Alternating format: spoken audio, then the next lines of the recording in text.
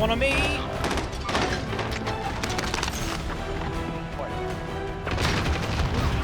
Woo! Try and get that. I think I've got 2 down. Hey, none of that. Transparent. Yeah, I've got it. Oh, sit down. Commissary. You want to try quick, Matt? Down one. Whereabouts? Where can you get a ping off? Shoot him.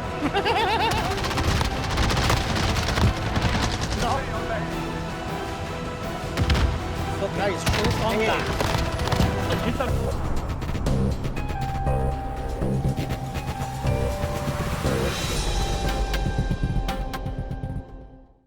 The first impressions of 1984 Verdansk are generally quite positive. Not a great deal has changed, however, I think where it has changed, it has made improvements. Shows that Raven actually has some potential. But anyways, we're not talking about that. Today we are talking about how 2019 Verdansk got on, and we're just basically going to be having a review of that and summarising it. One thing I do want to note as well, that we're not going to be including the Season 1 and Season 2 of Raven's integration. So we're just going to go from Infinity Ward's time with Warzone. So if you do enjoy the video, make sure you hit that like button below and consider subscribing, but let's get right into it. So let's set the scene. So we'll use footage from 2019 as the backdrop for this particular video. And yeah, when this game first came out, it was released when Apex and Fortnite were running riot.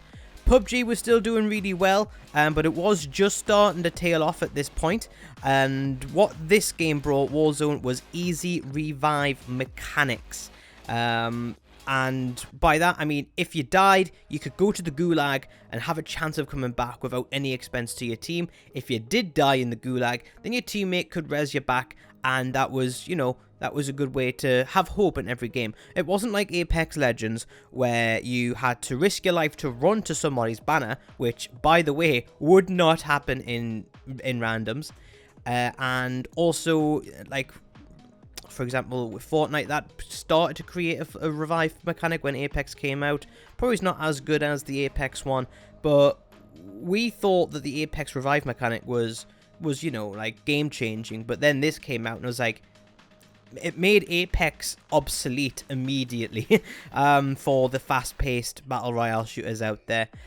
So yeah, it introduced the easy revive mechanics and respawn mechanics, and when you died, you still had hope. There's been countless times even when we've been playing as A1A, where we've had one person back and in quads, and they've managed to res everyone, and we go off and win the game. That's happened a good few times on this channel, and you know, you always have that hope in Warzone. It's not like in Apex, where if you miss your respawn banner, if you miss someone's respawn banner, there is no hope for that person, and you know, they would often leave. So this is what obviously COD offered. The next was that hotfixes was a bit more prevalent in this game than it was on Raven's version. So for example, let's talk about stuff like snake shots, the dual shot 357 shotgun pistols. Now, if Raven Software had that problem with their pistols, they would have sold you a skin before they actually fixed it, whereas Infinity Ward saw the problem and just fixed it straight up, and then they saw that the Renegades then replaced it, fixed that as well. So hot fixes were really good in this game, and hopefully I've got hope on Raven Software for Season 3, because they are looking like they're going in the right direction now, but initially, no, you wouldn't have seen that from them. But you always had that with Infinity Ward. So yeah, low guns could be broken, they were quickly fixed, and yeah, hacking was and still is a massive problem for the game. Now, for me, hacking wasn't usually that bad until you got to around Season 4, Season 5, and then I think I started to notice it a lot more. And, you know, you expect a company, Activision, with multiple billions just sitting around, to have at least an anti-cheat system. Apex has anti-cheat. Fortnite has anti-cheat. You know, it's all games that have any credibility have anti-cheat, and for me, it's just not good enough that it doesn't have it. I don't know why it doesn't have it. I'm assuming it's just down to money and that they don't want to spend. So yeah, it is a bit sad. But it is still a massive problem today, so it's not limited to Infinity Ward. That is a Warzone specific problem. So yeah, the next thing that I would like to talk about would be that the Infinity Ward version did have pay-to-win themes. What do I mean by the pay-to-win themes? So I mean for stuff like the Bruin. The Bruin, you could argue, was and still is a pay-to-win weapon. And the reason I say that is because it wasn't unlockable via a battle pass like every other gun has been. It was unlockable via a challenge. A challenge which just so happened to be extremely bloody difficult on Warzone and Plunder, but extremely easy on multiplayer, which, you know, tipped people to go to buy multiplayer if they didn't already have it to try and unlock this weapon. And if you couldn't unlock that weapon via the challenges, well, just so conveniently, you could happen to buy a really good version via the shop, via the Blueprint store. And of course you could. So yeah, things like this did give the game a few little vibes about the pay to win. Stuff like the flammable throwing knife as well did slightly more damage than the normal throwing knife. So yeah, things like that, it didn't help the cause. And once the Bruin did start getting picked up, they did eventually just tone it down just a touch, but it still is an amazing weapon. So that's just, yeah, it did have pay to win vibes about it. It wasn't like obviously pay to win, but I think it was more of a subtle pay to win.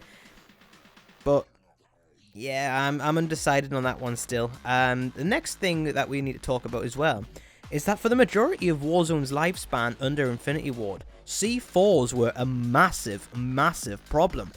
Now, these could take out pretty much anything. You could launch them for miles as well. They could take out players with ease. Any vehicle anywhere near it would be insta-killed, including the trucks, the Berthas.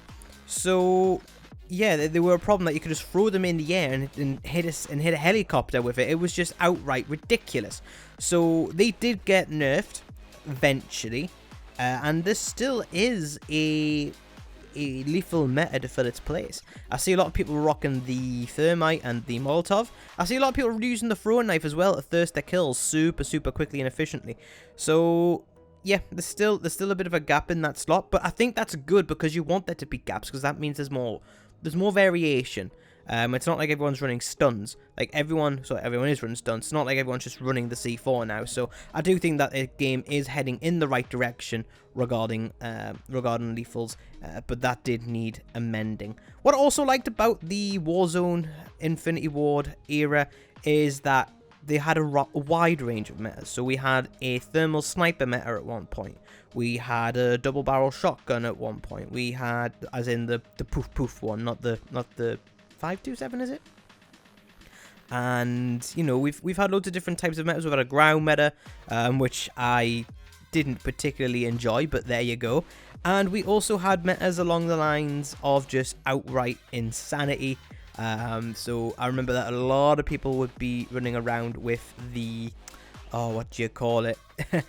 With the, can't get your words out. A lot of people are running around with you know, just a variety of different things. And for me, one of the favorite ones for me would have been the AS Val 10 mag. And not many people used it, but those who do got a substantial amount of wins with it. I am no exception for that.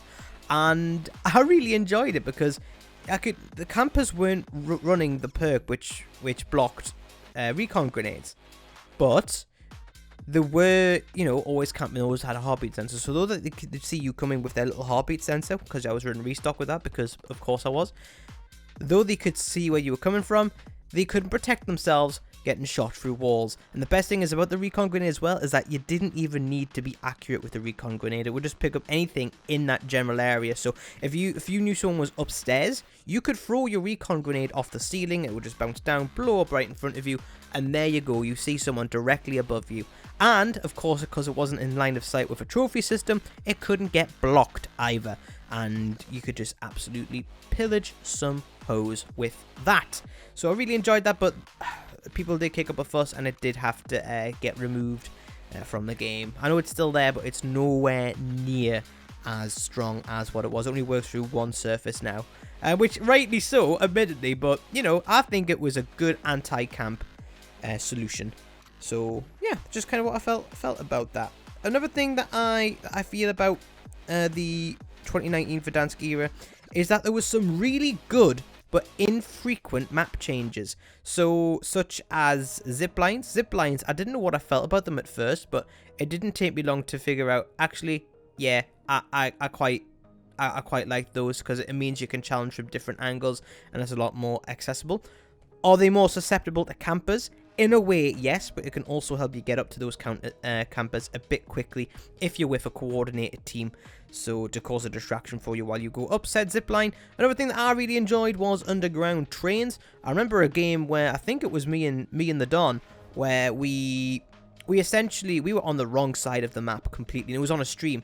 We were on the wrong side of the map. The zone hadn't broke easy for us. I'm just like, right, let's just take the underground. We'll fight our way to it, fight our way in it, and fight our way out of it. Sure enough, that's what we did, and we went on to win the game.